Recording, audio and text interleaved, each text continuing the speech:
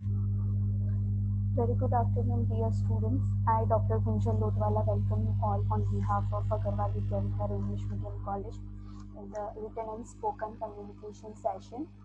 As you are aware that in last lecture I have started with the discussion of the grammar of anarchy, extract, speech, edited speech from Dr. B.R. Ambedkar's closing speech in the Constituent Assembly on November 25th, 1949, and how this speech is pondering over the idea regarding the independence and democracy.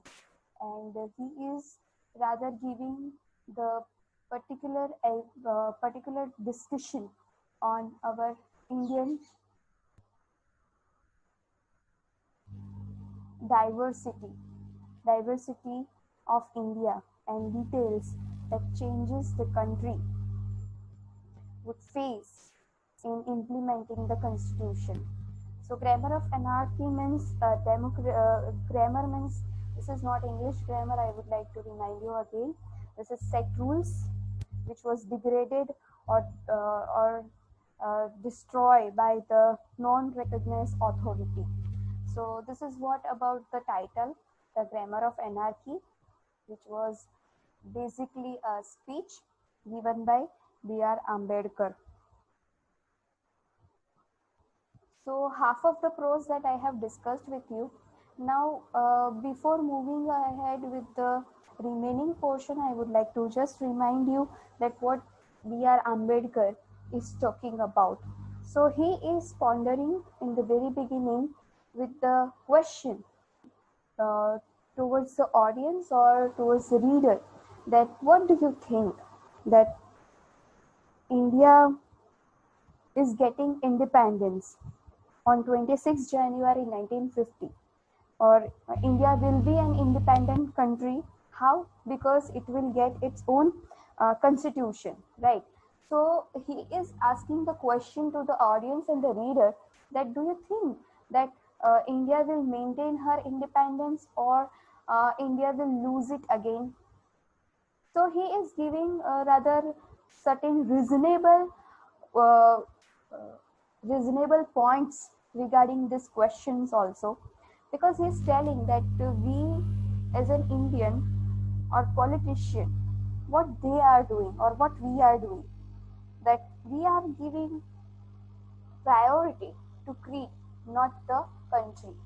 So he is also asking the question while pointing out this thing, what are we doing? Are we giving priority to creed, or are we giving priority to country? Because for independence, India should be a nation. It should not be divided into certain kind of mindset or certain social creeds and caste and class system. So as a result of it, he is next asked the question regarding the democracy, that it's not like that India is getting democracy or in India is aware about this democracy for the first time. So do you think that India will sustain its democracy also, or again it will lose? So history may repeat. So he is telling that it's not like that India is independent or India is having its own constitution for the first time. In ancient India, in old India, India was free country. It was independent, though it was divided into monarchies or it had its own limitations, right? But at the same time, how people were practicing all such things. So it's not something new that India is getting or India will have in future. India had already in his genesis. So he is telling that this parliamentary system and all such things are not new, because he is giving the evidence and the example of this Buddhist bhikshu Sangha, that they have already implemented this parliamentary system. So we are aware about the practicality of the parliament also. Then he is talking about that how we can maintain our democracy. So if we would not like to lose it again, and if so we will lose it, then what are the darker side that we are going to face? So he's telling that if we will not sustain or maintain our democracy, then we will lose it again, and then the chaos will occur, and the whole rule and the Indian this democracy system will be replaced by the uh, a kind of dictatorship. So rather, to maintain our democracy is very important, and he gives the reason, and he gives a kind of purpose that why should we maintain our democracy, and what one can do to maintain, what especially Indians can do to maintain the democracy. So he is giving 3 points. First point, which is related to the principles, that how the constitutional methods are very important. So first of all, he said that in order to achieve social and economic objectives, we have to take course to constitutional method rather unconstitutional methods. What are these unconstitutional methods? That is civil disobedience, then Dandi March, and non-cooperation and Satyagraha. So these were the unconstitutional methods. So one should abandon all such things. So first point, he is making it clear. He was against using the revolutionary methods, Satyagraha and civil disobedience. These methods were valid as there were no constitutional safeguards before independence, and they are invalid after the constitution comes into the force. So earlier we were not having proper constitution, and as a result of it, certain things, certain methods were valid. But now, as India will have its own constitution, at that point of time, unconstitutional methods won't work. So politically, to save our country, and at the same time to save the democracy and independence, so for that one should abandon these revolutionary methods. Then and then, these methods, he called these unconstitutional methods as grammar of anarchy, meaning they represented anarchy. So this is what one should avoid. Secondly, he is making the point while quoting the John Stuart Mill that one should not surrender one's power to that great person, because while surrendering yourself, you are surrendering your power, and when you surrender your power, the person will corrupt you. So to appreciate greatness is good, but to the some extent it should have, because greatness should have, gratefulness should have its own limit. So you should be grateful to that great person, but at the same time you should not surrender yourself to that person, because hero worship is good in religion because it will lead towards the salvation path. But in politics, if hero worship will be entered, then what will happen? That person will degrade and degrade the whole system, degrade you also, and at the same time it will lead towards the dictatorship. So this is what second point he is making, that one should abandon the hero worship, especially in politics.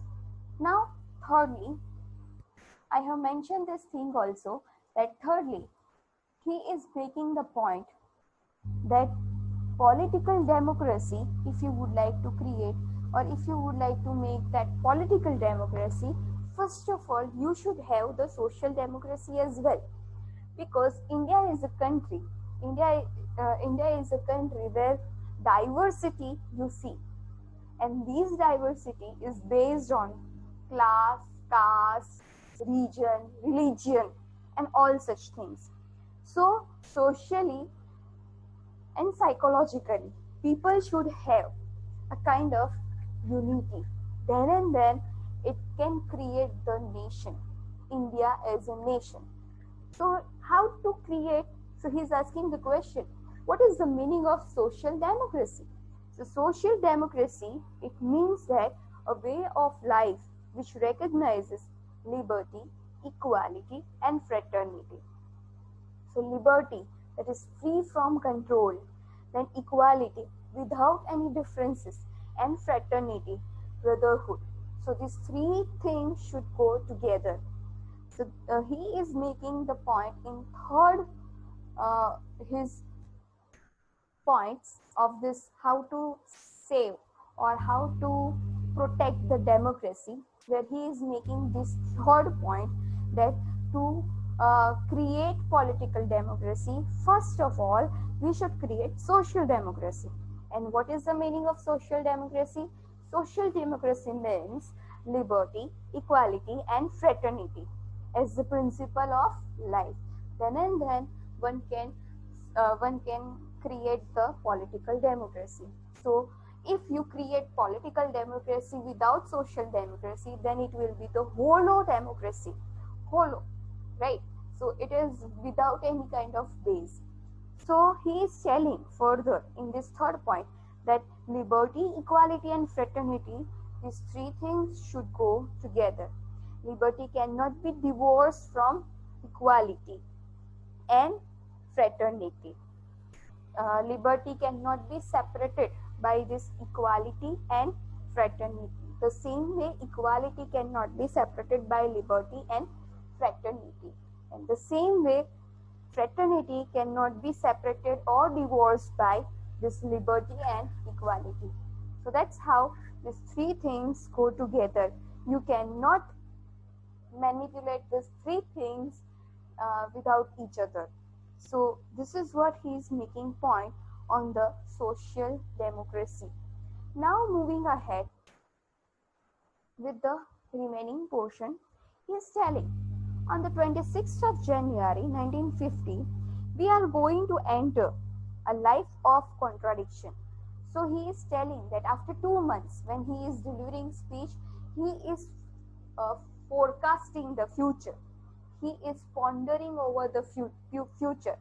And that's how he is telling that after 2 months, that is to say on 26th of January 1950, we are going to enter a life of contradiction. In politics, we will have equality, and in social and economic life. So if you say per se that politically, obviously we are having our own rules. So obviously India will have politically India will have equality, and in social, uh, but this will be in contradiction. How? So in politics we will have equality, and in social and economic life we will have inequality. So such kind of contradiction, equality and inequality. Equality you can see from political point of view, but inequality you see that how socially and economically we are not equal, we are unequal, because India is divided into class and caste system. Class that is economically and caste that is socially. So we will have inequality from social and economical sense. So in politics, we will be recognizing the principle of one man, one vote, and one vote, one value. So in politics, how we will be equal?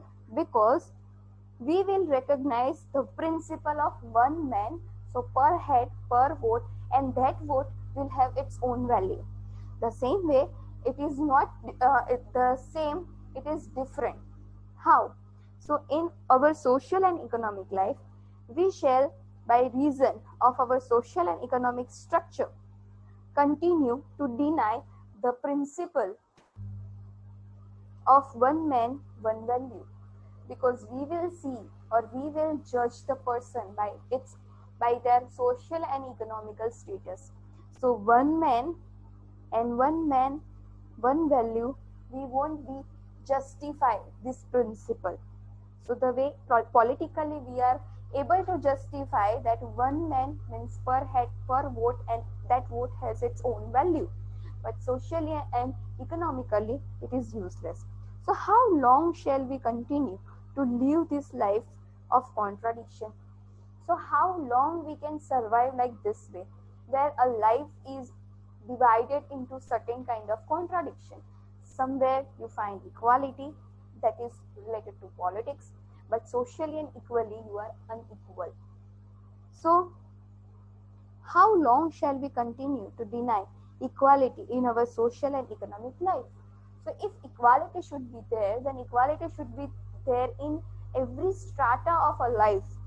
But we cannot, how can we deny this thing that we are unequal socially and economically? If we continue to deny it for long, we will do so only by putting our political democracy in peril. Peril means serious danger. So, if we are judging that India is having equality, then we are seeing only political part. We are not seeing social and economical strata. So we must remove this contradiction at the earliest possible moment, or else those who suffer from inequality will blow up the structure of political democracy which this assembly has so laboriously built on.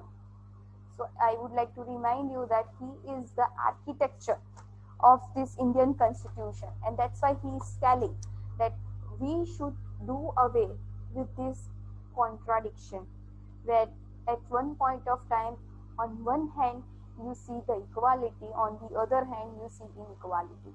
So this contradiction we should remove, otherwise we cannot protect our democracy, or we cannot protect our independence. Now moving ahead with the next paragraph. The second thing we are wanting in is recognition of the principle of fraternity. This fraternity is related to the third point which I have discussed with you, that political democracy should be based on social democracy also. So from that social democracy, it means that liberty, equality and fraternity. From that he is here talking about the principle of fraternity. So the second thing we are wanting in is recognition of the principle of fraternity. So fraternity means brotherhood. So what does fraternity mean? So fraternity means a sense of common brotherhood of all Indians. So he is telling that equality can be sustained through the fraternity. Why? Because brotherhood is something where you see each and every Indian with the equality, as if you all are brothers. So this is what that brotherhood of all Indians, where you cannot divide them from the lens of caste or class. So he is telling fraternity means a sense of common brotherhood of all Indians being one people. So all Indian means Indians being one people. They are not divided into caste or class. So then and then you can establish the equality. So it is the principle which gives the unity and solidarity.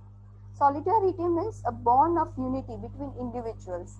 If you find that the fellow Indian is my brother, then obviously there won't be any dispute. So all individuals, all Indians are my brothers. So this is what it is, the principle which gives unity. This principle will give you the unity as if they are Indian. You cannot recognize that person from the class or caste. You should recognize that person as an Indian. So it is difficult thing to achieve. I remember the days when politically minded Indians resented the expression, the people of India. So I remember the days when politically minded Indians, they were angry.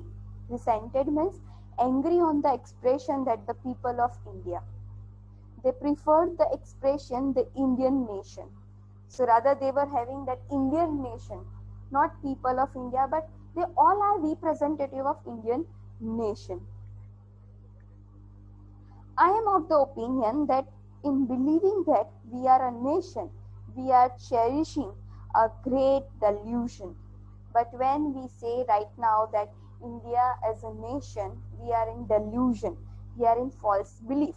Delusion means false belief. How can people divided into several thousands of the castes be a nation? That how, if we are a nation, then how can we divide it? We are diverse, and that's how can we divide it into several thousands of castes be a nation? So we are already divided into castes, and how can you say that this divided caste is a nation? No. So the sooner we realize that we are not as yet a nation in the social and psychological sense of the word, the better for us. So we need to know the reality that we as an Indian are not nation yet, because we still pursue people from their class and caste not as an Indian. So this is what he is making the point, that how generally people ask other people, or a person asks another individual, that what is your class or what is your caste especially. So through caste you judge the person, but you are not seeing that person is an Indian. So this is what psychologically also we do the things. So socially, psychologically, economically, we are still judging others not on the basis of the nation, but on the basis of their caste and class. And if this will prevail, then what will happen? That we will lose our democracy, we will lose our independence, and still we will be divided. Not we will be as a nation can represent. So for then, only we shall realize the necessity of becoming a nation and seriously think of the ways and means of realizing the goal. The realization of this goal is going to be very difficult, as in India there are castes. So this is what we should realize, that we are still having that mindset to judge people and to divide people from their caste and class, not to unite or not to have unity as a nation.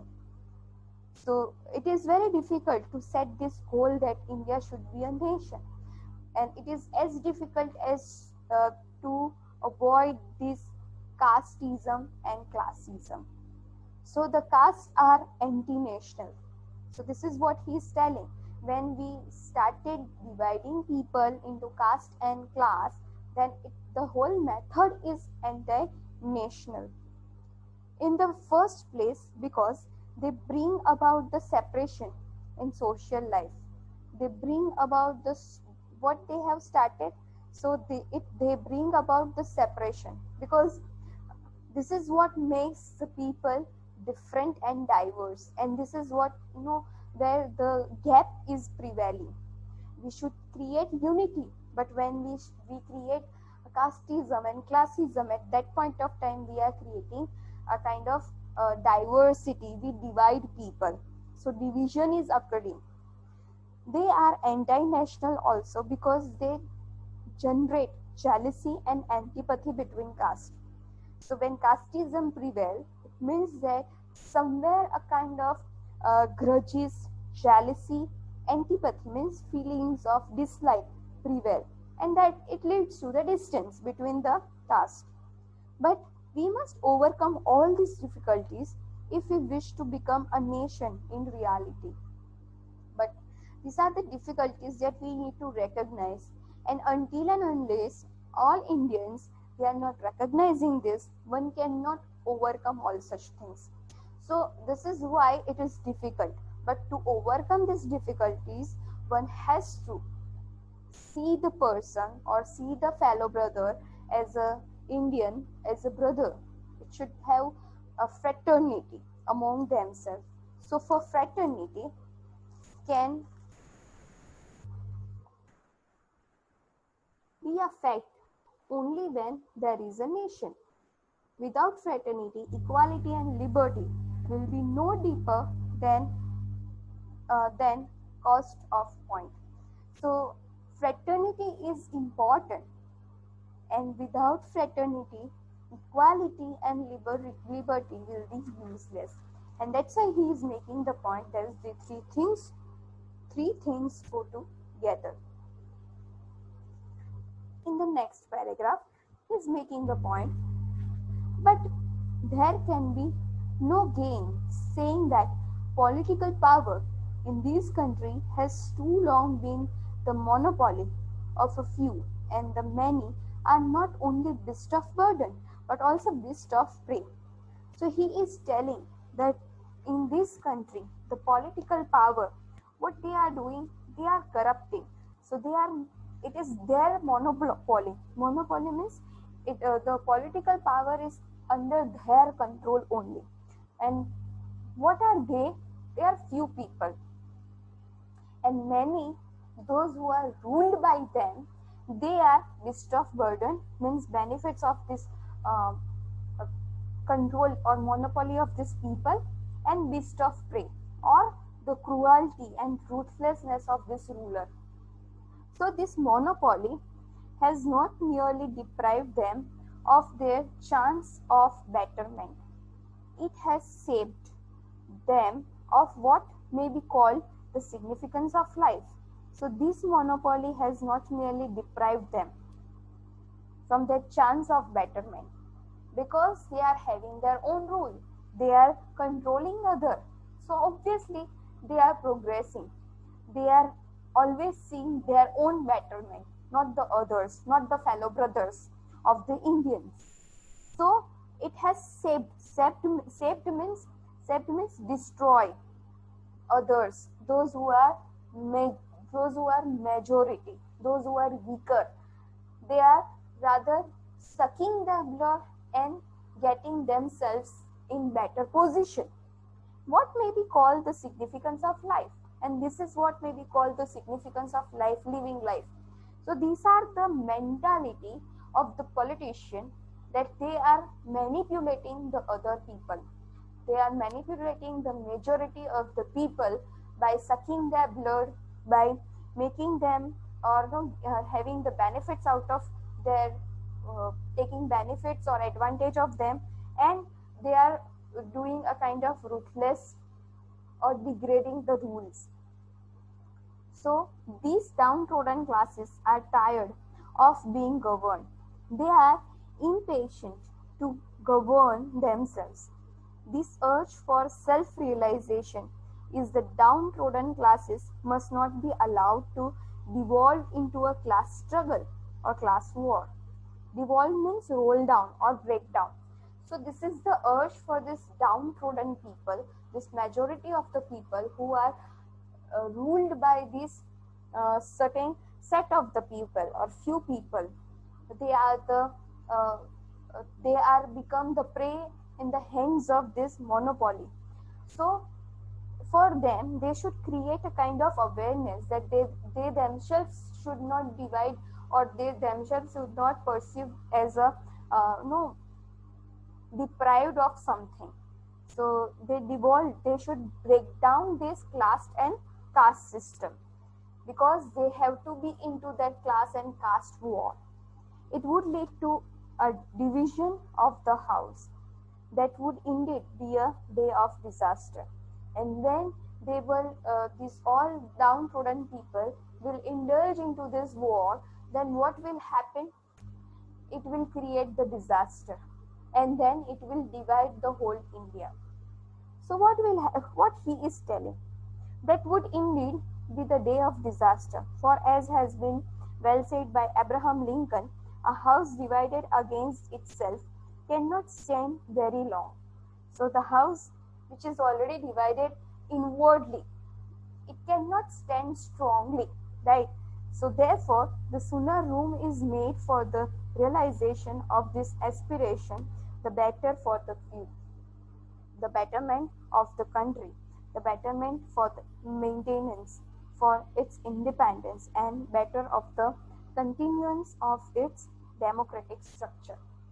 So if class system and caste system will prevail, then the monopoly, means those who are from the higher class and those who are from the downtrodden side, there will be the war, caste war, class war, and India will divide it into this thing, those who are from upper class and those who are from downtrodden class.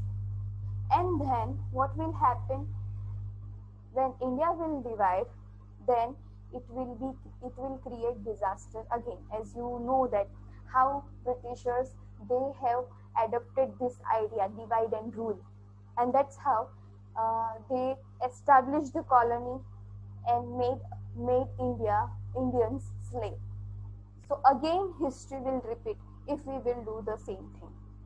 So this is what we should be aware about. To maintain our democracy, to maintain our independence, we need to come out of this vicious circle of casteism and classism. So these can only be done by the establishment of the equality and fraternity in all sphere of life. That is why I have laid to so much stress on them, and that's why I am here putting emphasis on this thing, that we should have to establish liberty, equality and fraternity. Then and then we can establish a proper constitution where independence and democracy will be sustained. In the last paragraph is making the point that independence is no doubt a matter of joy. So as after 2 months we are getting independence, and obviously we all are happy. So, but he is making the point, but let us not forget that this independence has thrown on us great responsibilities. So the way it is a matter of joy, but at the same time it is our responsibility to sustain this independence, to make it sustain. So this is what he is telling, that freedom comes always with responsibility. You cannot blame others because you are free and you as an individual are doing something. So here also India is getting independence, means India is having its own rule, and then India cannot blame any other person or any other ruling party, because India is having its own rule. So that is what he is telling, that it is our responsibility to make it run in better condition. So through independence, we have lost the excuse of blaming the British for anything going wrong. So earlier we were blaming Britishers, that no, Britishers have made a nation poor or something like that. So we were having certain kind of reason to blame somebody. But now when India is having its own rule, India will have its own constitution, India cannot now blame Britishers, because Britishers are no more here. So if hereafter things go wrong, we will have nobody to blame except ourselves. So if something will go wrong, if disaster will occur, then we are the responsible people to whom we can blame. There is great danger of things going wrong. Times are fast changing. People, including our own, are being moved by new ideologies. They are getting tired of government by the people. So this is what no greater danger of things going wrong, because he is showing the darker side of it, that if we will take the rule, we will take the charge of the rule, then what will happen? Time is changing, and when it changes, it changes with lots of revolutionary ideas also. So people including our own are being moved by new ideologies. So we are accepting certain new ideologies and their implementation. And then what will happen? They are prepared to have governments for the people and are indifferent whether it is the government of the people and by the people. If we wish to preserve the constitution in which we have sought to enshrine means enclose the principle of the government of people, for the people and by the people, let us resolve not to be tardy, means late, in the recognition of the evils that lie across our path and which leads to the people to prefer government for the people over government by the people, not to be weak in our initiative to remove them. So he is telling that certain changes will occur, certain ideologies will occur, and it may happen that how people would like to go above all such things. Then one has to remember certain kind of basic things, and one should have certain kind of principles of the government, of the people, for the people, and by the people. That one should remember this ideology also of the democracy, and one should resolve it while remembering this thing. We should not delay all such things to recognize the evil that prevail in the in our path, and it will prevail in future also. So we should be aware about the darker side also. So that will lead to the people to prefer for the government for the people over the government by the people, not to be weak in our initiative to remove them. So one should have determined, or one should shed their blood uh, to devote and to determine to uh, maintain the independence. So that is the only way to serve the country. I know of no better. And this is what, as an architect, architect of the Indian Constitution, he foresee the things, and he is seeing that how darker side, he is rather making us aware that what kind of darker side he can see, and one should be aware about this thing, and one should not even uh, do away, or one should not even avoid this thing. So this is the things. I hope it is clear on your part. In next lecture I will begin with the functional writing section, and in that I will discuss the questionnaire. Thank you for the patience listening.